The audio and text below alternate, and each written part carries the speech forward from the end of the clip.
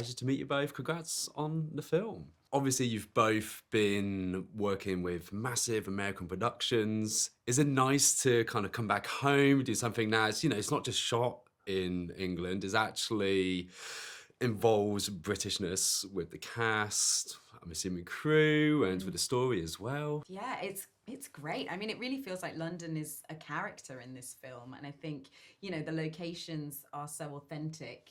And I think for a Londoner, like we were saying earlier, you really recognize these places. They are, sometimes there's a Hollywood version of London, right? Or, which just focuses on the iconic landmarks. And I think the London of Fuze is the real London, but also the London that's maybe not seen in a glamorized way. It's the gritty, authentic side of London. It's interesting, I mean, that the sort of Edgware Road, vibe is quite sort of important, and it is a mixture of all sorts of things. It's not, definitely not the East End. It's but there's definitely a lot of flavors in there, which I really like. My first film I've ever shot in London, and it, I often think London sometimes feels sort of downbeat in movies, and so it was quite kind of keen to try and not play that game and try and give it a cinematic quality and make it come, because it's a great global metropolis, you know what I mean, and so to sort of celebrate that, and that was definitely part of the ambition. Going off of that, something that I found really nice with Fuze was really showing across that kind of multicultural diversity of Britain. We have, like, in the police control centre, you have like a wheelchair user as part of the team, and just all the different like background artists. We hear all sorts of different accents. Was that something, I mean, it seems to me that was something that was really... It's important to because that is one of the kind of things that London is, it is a great mixture, but it's still London, like every one of the people that represent all the cultures and everything, and they're still Londoners. You know what I mean? And there is something that's great about that. And so I think that was definitely part of the flavour, and right from the get-go, to be honest. Yeah.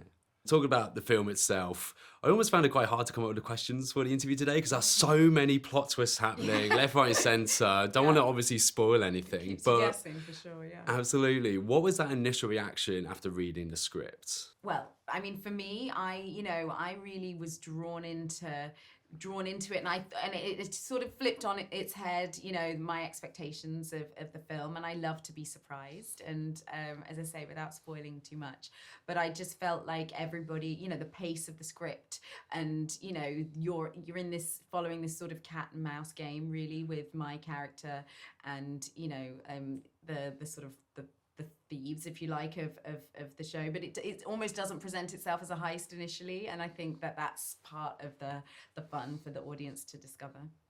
Did you work directly with the screenwriter? Well, yeah, it was an idea I had 15 years ago, and Ben and I are friends, and I sort of pitched it to Ben, and he agreed to write it and run with the ball and all that. So yeah, I've been sort of in with the weeds from the beginning of the project, and so I can't really answer your question about what I felt when I read the script, because it sort of it evolved organically, as it were. Yeah. Gugu, with your performance, what I found really interesting is it's almost like a chamber piece. Yes, your character does go out there, but a lot of it is in that control center. Was that a challenge? Was that something that you really kind of enjoyed taking on, kind of being in that one space? Yeah, I mean, it was a challenge, especially as we were doing it at the very beginning of the shoot as well. All of those control room scenes were definitely, kind of setting the tone, and obviously, you're in the intensity of in a room with a lot of screens, observing the action and somewhat at a distance from the action. And I think that sometimes then, the challenge was to kind of really hold on to the stakes of what was happening and what it would mean, and trying to bring in the humanity, the human elements of somebody under pressure trying to lead with authority, but also not having time to like eat lunch, or trying to be kind of kind and to her team members, but like so sort of striking that balance was fun. But then obviously when she actually gets to leave, that was also kind of exciting. exciting too. Did you feel like I'm outside? I broke out, yeah. It's actually interesting because, you know, we deliberately kind of put a couple of those scenes in there to get you out of that because it just felt like it was too sort of claustrophobic, you know. So. There's already been a couple screenings already. Have you both been in the audience for those, or any one of them? Well, I was definitely in the audience in Toronto. Yeah. For that first one. I didn't see last night's screening.